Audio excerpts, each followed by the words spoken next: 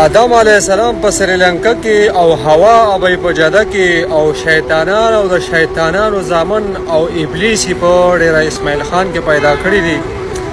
زمونږه ګنډاپور صاحب چې په بریدو باندې غنیش پینیږي، بل طرف ته اغانور پلنسټ او تالیسټي یو بل چیلنج ورکوي د الیکشن د غټلو د خځې کوس خوغه بیا خلک مونږ ته وایي کنزل کوي.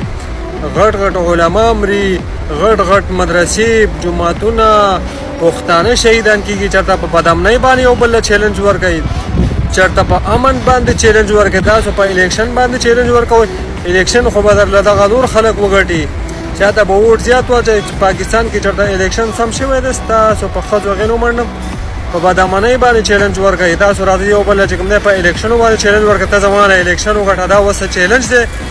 نه سړي زامنو شیطانان په ډیره اسماعیل خان کې الله پاک پیدا کړی دی او په موږ باندې مسلط کړی دي، او شیطانان بیا خاص کر په پښتون قوم کې پیدا کړی دي. تاسو دا سټونه پلن دي، د الیامین ګنډاپور هم سټون پلن دی، وایي د سپي په شان غابې د خنزیر په شان د سټ پلن دی، او د فضل الرحمن خو ټول خاندان سټونه پلن دي.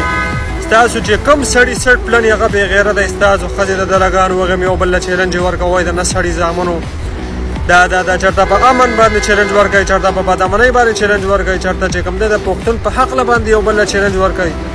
تاسو په ښځو غینو منډم د نه سړي زامنو